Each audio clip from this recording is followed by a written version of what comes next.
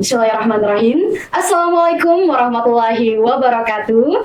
Jumpa lagi di podcast Bingkai Sehat, bincang informatif dan kekinian tentang kesehatan masyarakat. Saya Putri Sunarwi yang bakalan memandu podcast kita kali ini, yang dimana podcast ini akan membahas mengenai donor darah.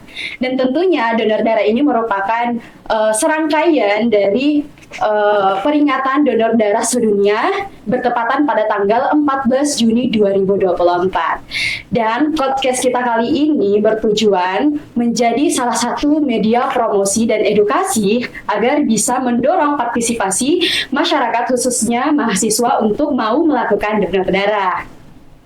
Dan pada episode kali ini kita bakalan bersama-sama membahas mengenai apa sih sebenarnya manfaat dari donor darah itu, dan siapa saja yang bisa mendonorkan darahnya, dan bagaimana proses transfusi darah dari pendonor sampai kepada yang membutuhkan.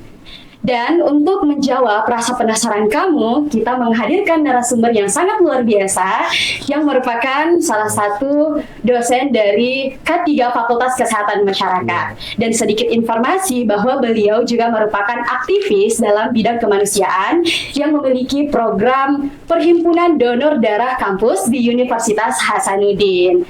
Mari kita ke beliau. Beliau merupakan Bapak Awaludin. SKM MKes dan bisnis apa ya? Iya. Ya, baik. Assalamualaikum Bapak. Waalaikumsalam. Ya, bagaimana kabarnya Pak? Alhamdulillah baik, Putri. Bagus sekali. Ya.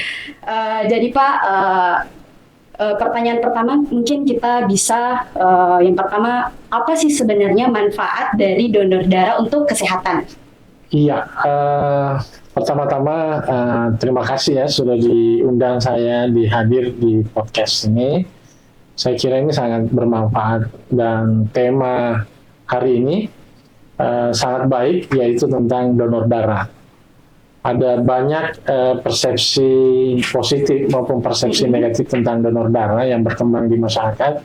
Nah, melalui kegiatan podcast ini, mungkin kita bisa ikut berkontribusi untuk melakukan edukasi.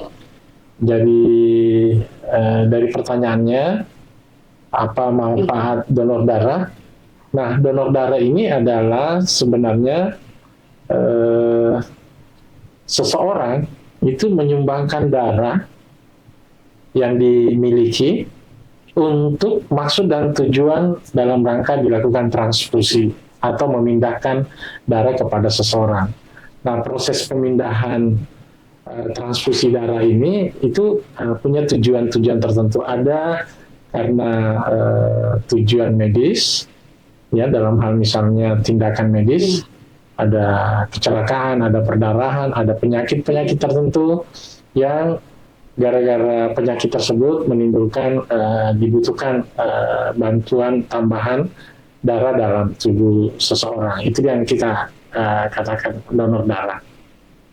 Sementara transfusi darah itu adalah proses pemindahannya dari seseorang yang pendonor atau yang sehat kepada orang yang memenuhi yang membutuhkan, tentu dengan catatan harus memenuhi persyaratan, karena masuknya darah kepada tubuh kita itu harus ketat dari sisi persyaratannya, karena itu bisa tadinya tujuan mulia donor darah itu membantu menyelamatkan jiwa si yang membutuhkan, malah bisa berbahaya kalau syarat-syaratnya tidak ketat. Nah, untuk itu memang persyaratan untuk itu. Adapun ya itu manfaatnya untuk kesehatan tentunya ya, dan itu bisa menyelamatkan. Kadang-kala ada pasien yang membutuhkan darah itu karena dilakukan tindakan operasi. Operasinya bisa karena terpaksa kecelakaan, bisa juga karena memang tindakan medik tertentu, maka itu harus disiapkan. Dan seperti itu contohnya. Ada juga yang karena mengalami penyakit-penyakit tertentu, penyakit infeksi yang menyebabkan volume darah dalam tubuhnya itu mengalami kekurangan. Sementara darah dalam tubuh kita ini merupakan sangat vital fungsinya dalam tubuh. Ya. Selain untuk mendistribusikan oksigen, juga untuk media transportasi, nutrisi yang dibutuhkan setiap organ, dan dalam rangka mendukung proses-proses metabolisme dalam tubuh. Termasuk juga fungsi darah itu adalah fungsi sarana transportasi untuk mengangkut bahan yang sudah tidak dibutuhkan tubuh untuk dilakukan ya dalam sistema ekskresi. Jadi darah lah yang mengangkut itu.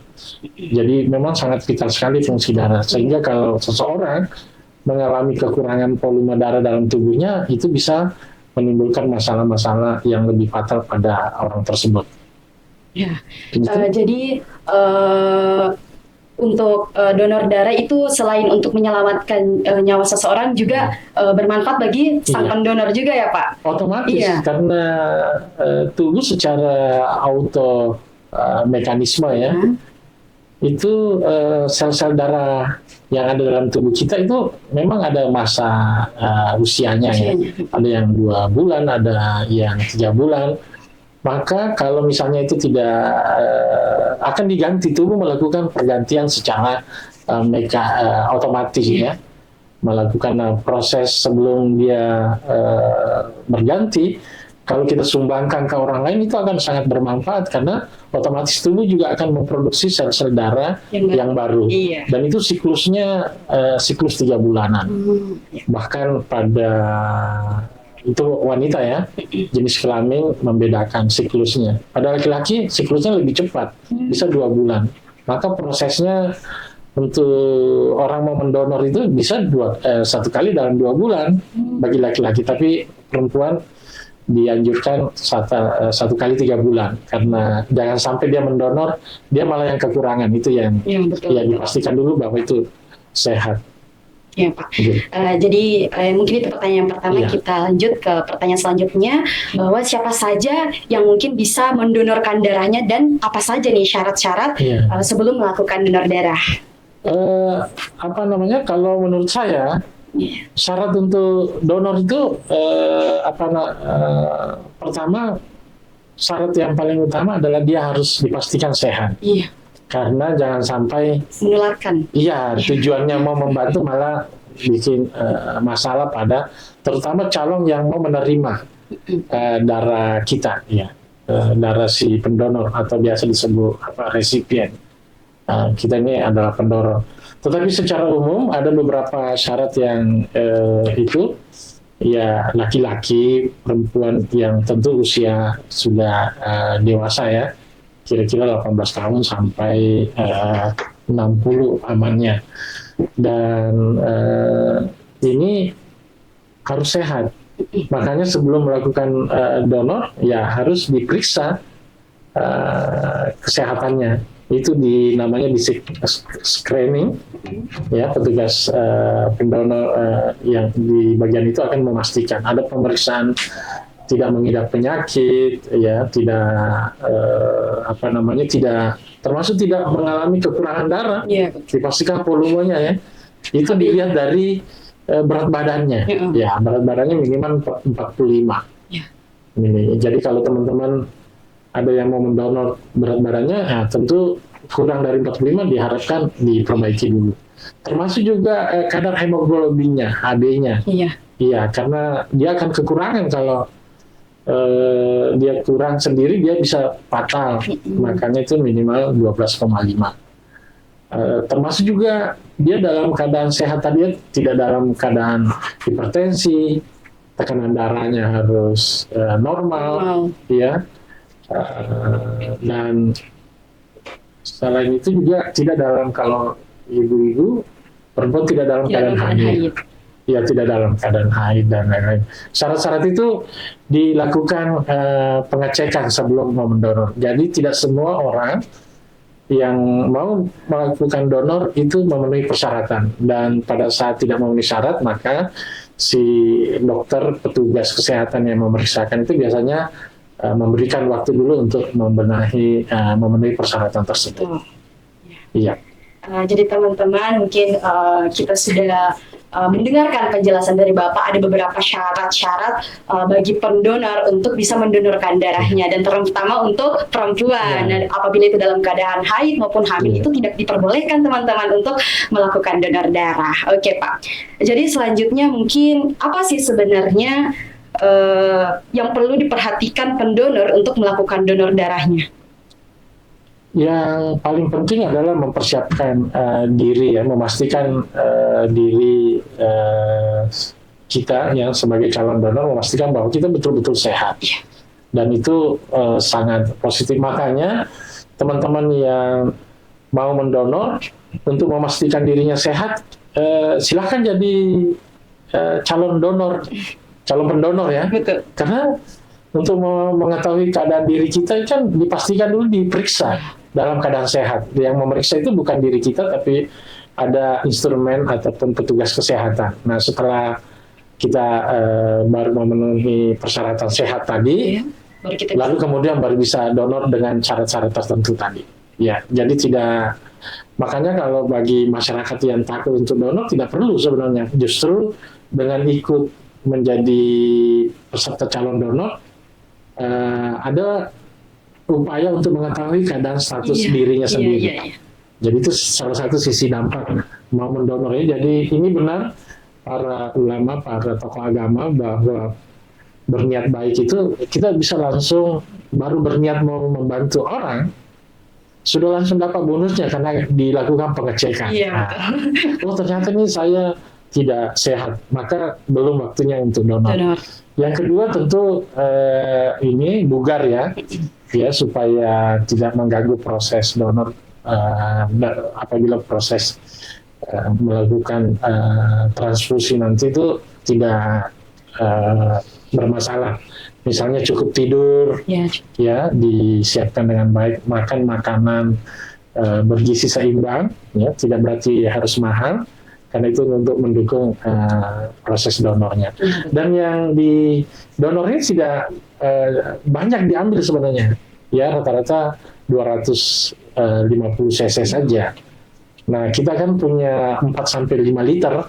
Jadi kalau diambil 250 itu tidak berkurang sebenarnya. Karena minimal volume darah kita untuk orang yang sehat minimal 4 liter.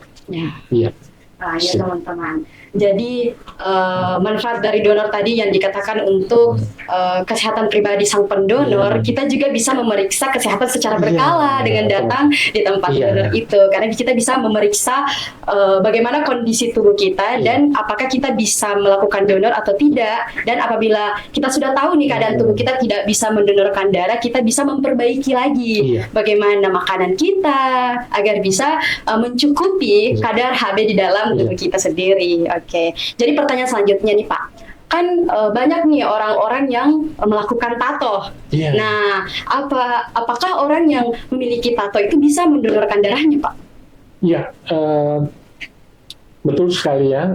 Tato ini adalah lifestyle ya. Di masa lalu saya tidak tahu sekarang apakah masih trennya masih ada, tetapi itu bukan berarti sesuatu yang masalah sebenarnya.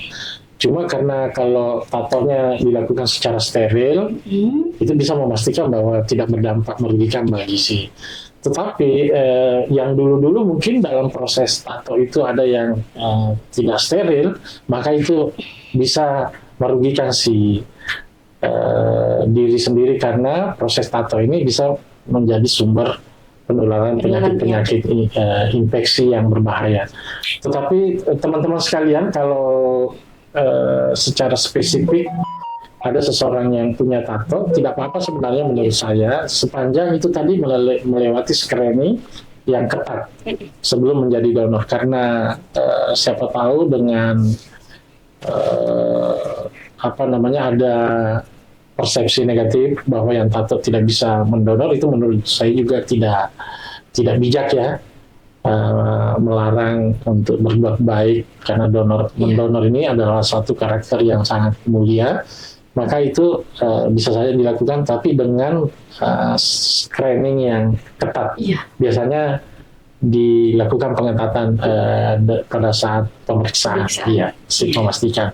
Apalagi nanti kan diambil sampel darah ya, di lab diuji darah yang Sudah si pendonor ini memang betul-betul bebas dari penyakit-penyakit berbahaya, terutama penyakit-penyakit HIV, sifilis, dan beberapa penyakit-penyakit yang bisa membahayakan bagi si calon penerima donor. Iya. Ya, jadi teman-teman sudah mendengarkan penjelasan dari Bapak kalau semisal kita melakukan screening yang lebih ketat dan juga melakukan tato itu secara steril itu tidak apa-apa karena di bank darah nanti itu juga dilakukan pengujian lab. Pengujian lagi. Dan bila ditemukan penyakit-penyakit yang mungkin bisa menularkan itu tidak tidak untuk yang membutuhkan, tidak diberikan.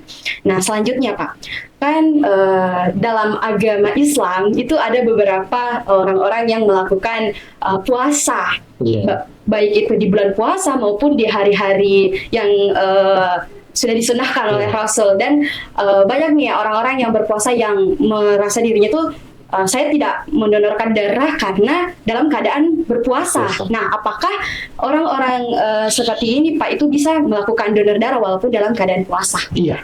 Kalau menurut saya, orang yang berpuasa pun bisa menjadi pendonor ya, tergantung kondisi tubuh si pendonornya. Kalau dia sehat sekali dan cukup untuk itu bisa saja mendonor sepanjang misalnya itu sangat dibutuhkan. Tidak ada lagi yang lain untuk menolong seseorang karena pendonor ini kan ada donor darah sukarela, ada juga donor karena permintaan, misalnya mau membantu keluarga ya. Kadang-kala itu dilakukan. Tapi kembali lagi kepada intinya bahwa untuk donor itu dilakukan pengecekan, pemeriksaan dan memenuhi syarat atau tidak. Jadi berpuasa pun atau tidak, walaupun dia tidak berpuasa, mau mendonor, kalau tidak memenuhi syarat kan otomatis akan juga diminta untuk tunda dulu donornya, di kondisi tubuhnya dulu dibuat jadi memenuhi persyaratan. Menurut saya itu karena niatnya tadi ini. Iya, dari niat. Iya. Kecuali misalnya kalau kasus tertentu wanita haid, wanita hamil, memang sangat tidak dianjurkan untuk mendonor karena kebutuhannya meningkat 2 kali lipat ya untuk di situ darah sangat vital. Bahkan orang yang hamil sebelum mau, apalagi yang mendekati proses kelahiran itu sudah harus memang disiapkan calon transfusi darahnya karena risiko perdarahan sangat tinggi. Itu salah satu juga yang menyebabkan angka kematian ibu pada saat melahirkan masih. Itu contoh. Iya. Jadi teman-teman bila melakukan puasa itu tidak apa-apa untuk mendonorkan darah karena dalam kondisi sehat itu kita sendiri yang tahu kondisi kita dan dalam proses transfusi itu ada beberapa pihak untuk pengecekan puasa, pengecekan HB kita. Nah, apabila tidak memenuhi syarat, kita juga tidak bisa mendonorkan darah kita. Oke. Jadi selanjutnya Pak, apakah ada? Saya tambah dengan catatan tidak mengganggu proses puasanya. Oh iya, itu dulu. Jangan sampai kewajiban. Akhirnya tujuan puasanya terganggu. Maka mungkin sebaiknya buka dulu baru donor. Itu waktu kan 24 jam itu donor. Terbuka terus itu UPTD atau unit transfusi darah untuk melakukan donor. Jadi itu kecuali tadi yang urgent ya. Iya, yang memang tidak bisa menunda waktu untuk melakukan donor. Jadi seperti itu. Jadi pertanyaan selanjutnya Pak, apakah ada efek samping apabila pendonor melakukan donor darah? Sepengetahuan saya, efek sampingnya belum ada ya dari berdasarkan hasil penelitian. Tapi justru sisi positifnya yang banyak sekali.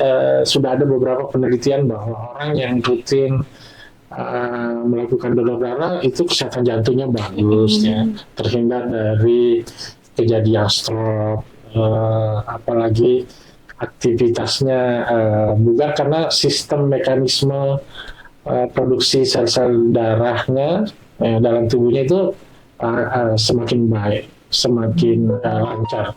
Makanya orang yang mendonor itu biasanya ada kepuasan juga secara psikis membantu seseorang. Pokoknya saya sendiri sudah lebih dari 20 kali ya merasakan donor. Alhamdulillah tidak merasakan Efek samping. efek samping sejauh ini. Malah Iya, sehat. iya, bahkan ada yang penelitian terbaru, orang yang melakukan donor darah itu tekanan darahnya malah lebih stabil.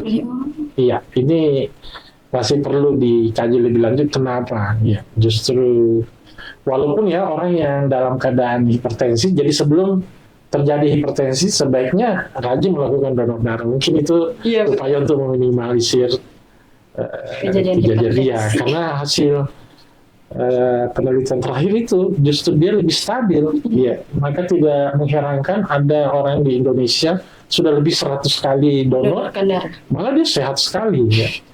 Iya, itu diundang ya, dulu di zaman Orde Baru itu dilakukan upacara penerimaan, diundang ke Istana Negara, diberi penghargaan, hadir dalam upacara 17 Agustus, diberi penghargaan orang-orang yang telah mencapai 100, ada yang 50 kali. Kita saja yang di sini 10 kali sudah dikasih piagam kan? Iya. Iya, untuk terus kemudian 20 kali dapat lagi piagam dan lain-lain. Jadi seperti yang disampaikan tadi oleh Bapak, bahwa efek samping dari pendonor darah bukan berdampak negatif, tapi malah berdampak positif bagi yang sang pendonor. Tapi berefek samping yang negatif bila kita tidak memenuhi syarat. Tidak memenuhi syarat. Untuk melakukan donor. Nah, mungkin untuk ini bagi calon pendonor pemula, ya di awal-awal tentu ada sedikit adaptasi ya, orang yang baru mendonorkan itu, makanya menghindari dulu beraktivitas berat ya, itu karena bisa dia cepat pusing dan lain-lain. Tetapi lama-kelamaan itu jadi terbiasa kan, hilang sendiri. Jadi bukan gangguan fisiologi dalam tubuh. Jadi biasanya itu muncul kalau kita pertama kali biasanya pemula ya. Tapi kalau sudah keseringan itu sudah nggak biasa, malah saya biasa habis donor sudah bisa beraktivitas berat lagi tanpa ada kendala-kendala ya. Itu tidur jadi enak sekali. Donor. Iya Pak. Jadi pertanyaan selanjutnya nih Pak, kan salah satu seseorang itu tidak bisa mendonorkan darahnya bila dalam pengecekan itu HB-nya itu kurang. Iya. Nah, apakah ada nih Pak makanan atau minuman yang bisa mempercepat peningkatan HB di dalam darah? Nah, proses pembentukan HB itu kan ada sekian ya, secara mekanisme dalam tubuh membutuhkan proses waktu ya. Mungkin ada beberapa makanan-makanan yang kaya dengan kandungan zat besi, ya itu protein yang tinggi, bisa mempercepat proses itu sebenarnya. Tetapi paling amannya adalah butuh 1-2 hari untuk meningkatkan produksi HB-nya. Iya. Karena kalau misalnya HB-nya memang di bawah 12,5, sebaiknya dulu menghindari untuk melakukan donor, dan dilakukanlah upaya-upaya seperti tadi, intervensi makanan bergizi ya, kalaupun minuman susu, ya telur kayak protein tinggi, mungkin itu akan mempercepat memulihkan meningkatnya hemoglobin dalam darah kita. Iya, jadi ada juga beberapa program dari kesehatan Pak yang mewajibkan untuk remaja-remaja meminum tablet tambah darah. Nah, itu mungkin bisa meningkatkan HB. Iya, betul. Zat besi ya, isinya Fe itu, tablet Fe. Jadi rutin untuk minum tablet tambah darah, dan sekaligus makan makanan yang bergizi seimbang dan juga yang kaya akan protein dan zat besi. Betul sekali, Putri. Ya, sip. Selanjutnya Pak, bagaimana sih alur dari pendonor untuk melakukan transfusi darah sehingga darahnya itu sampai ke orang yang membutuhkan? Alurnya otomatis ini tadi saya sudah mengatakan ya, ada yang secara sukarela. Sukarela ini secara periodik datang ke unit transfusi darah ya, ada UPTD yang dimiliki oleh Palang Merah Indonesia, ada juga yang dimiliki oleh Dinas Kesehatan Provinsi. Ini memang kendala tersendiri karena tempatnya tidak boleh sembarang ya. Kalau di daerah itu hanya di PMI, hanya kebetulan di Makassar ini ada 2 tempat. Rumah sakit kayaknya belum ada yang diizinkan untuk melakukan transfusi sendiri. Nah, datang sendiri, dan tentu pada saat datang ya diambil data-data seperti biasa ya. Data-data itu berupa form mengisi. Di situ juga dicatat data-data tertentu, lalu kemudian diverifikasi oleh petugas yang ada di situ. Pengecekan kalau datanya sudah ada biasanya lebih cepat, tapi kalau bagi yang baru maka mungkin butuh waktu sedikit untuk mengambil data-data tersebut, dan itu akan tersimpan karena datanya nanti ini kan akan selalu ditandai dari sisi sudah berapa kali. Berapa kali ya? Ya itu muncul di situ dalam sistem. Nah setelah diambil data-datanya, ada juga diambil sampel darah ya untuk memastikan pengambilan sampel darah ini, memastikan golongan darahnya, karena kita di Indonesia ini kan belum familiar untuk membiasakan golongan darah. Coba lihat KTP kita masing-masing. Rata-rata di kolom KTP itu golongan darah kosong. Padahal itu sebenarnya harus wajib terisi. Seharusnya tidak bisa KTP itu dicetak kalau belum terisi. Karena tidak menutup kemungkinan dia mengalami sesuatu dalam perjalanan. Maka itu penting sekali mengetahui golongan darah. Jadi kalau ada KTP-nya kan, dia harusnya langsung bisa dilakukan tindakan. Nah, pada saat mau mendorong dipastikan lagi, karena biasa juga kan datanya salah. Ya, misalnya saya dulu pikirnya itu orang tua memberitahu saya golongan darah AB, tapi pada saat mau mendonor teridentifikasi pengecekan saya B. Nah, coba ini ada informasi yang salah. Nah setelah dipastikan bahwa golongan darahnya, termasuk juga memastikan resusnya ya. Resus ini penting, walaupun dominan orang Indonesia itu resus positif, tetapi ada juga yang negatif ya. Ada 1% lah. Iya. Nah itu penting semua untuk bagi nanti calon yang mau menerima. Karena kalau resusnya berbeda, apalagi golongannya berbeda, itu bisa membahayakan si calon penerima, bisa menyebabkan penggumpalan. Ya, penggumpalan ini sistem dalam tubuh kita bisa jadi masalah, dan itu beberapa organ vital bisa berhenti. Saya kira itu. Lalu kemudian setelah lolos, dipastikan diambil lagi sampelnya untuk pengecekan tadi beberapa apakah mengandung virus berbahaya atau bahan-bahan yang tidak boleh masuk dalam tubuh si calon pendonor.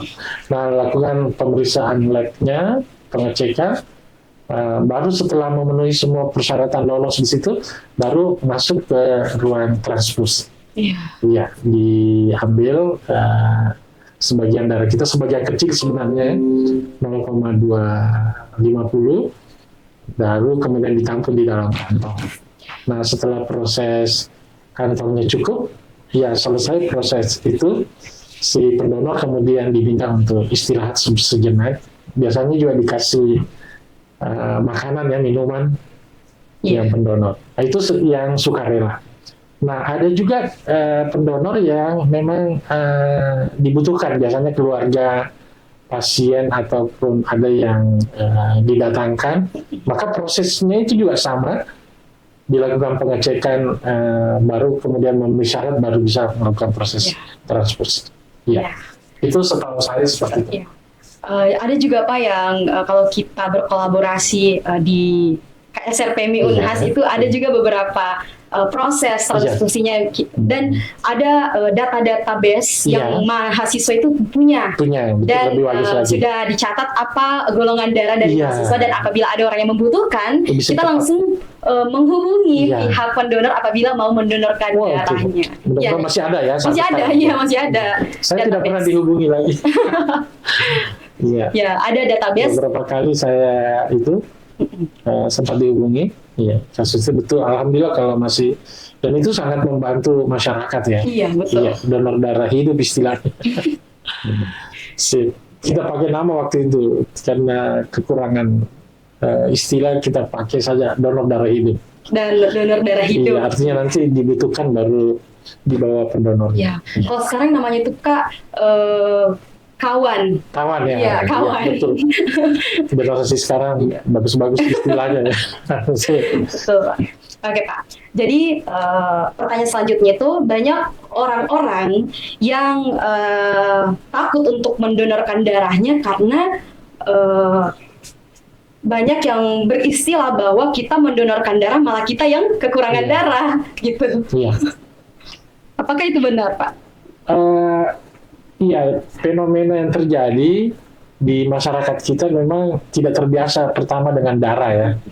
Jadi begitu diasosiasikan dengan darah itu hal yang mengerikan.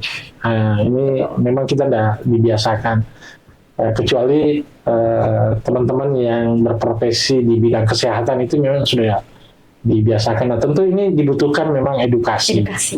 Edukasi bahwa darah kita sesuatu yang penting kita kenali, kita akrabi, termasuk juga dengan orang lain karena darah ini menjadi sumber kehidupan ya, vital untuk apabila terjadi sesuatu.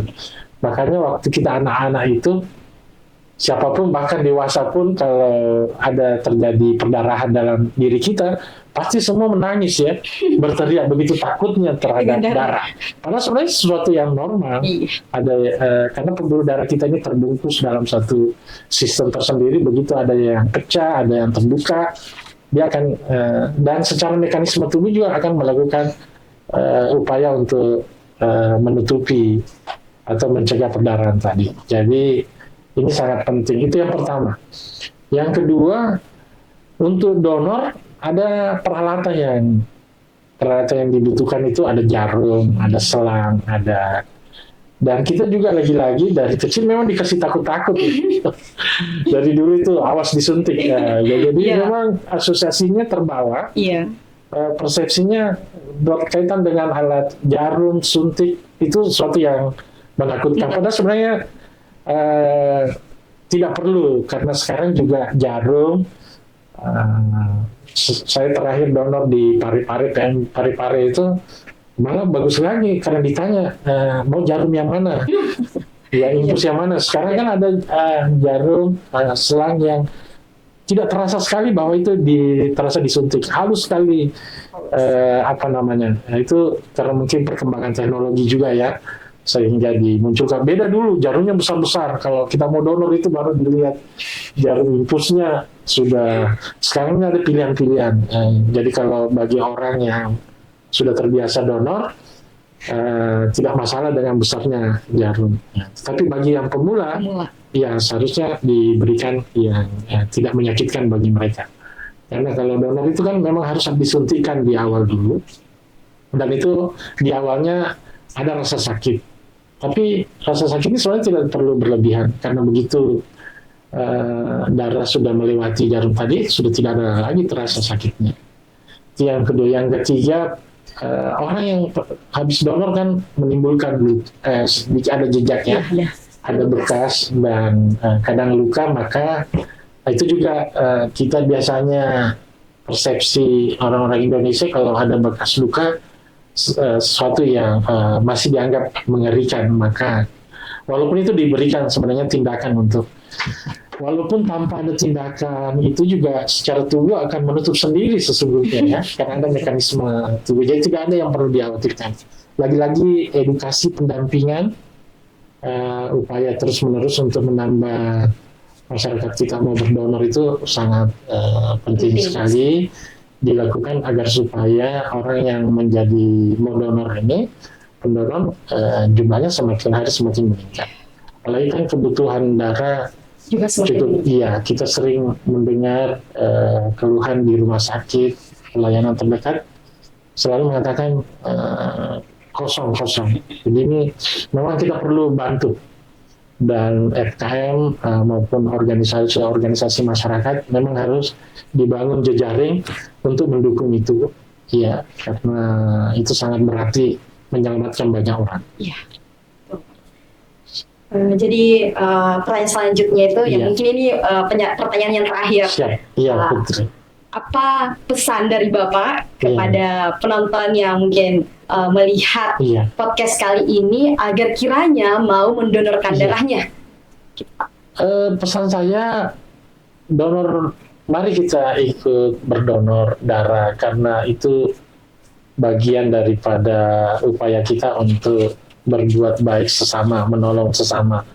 Dan setiap niat upaya baik itu insya Allah kita akan menerima manfaatnya, baik secara langsung maupun tidak langsung.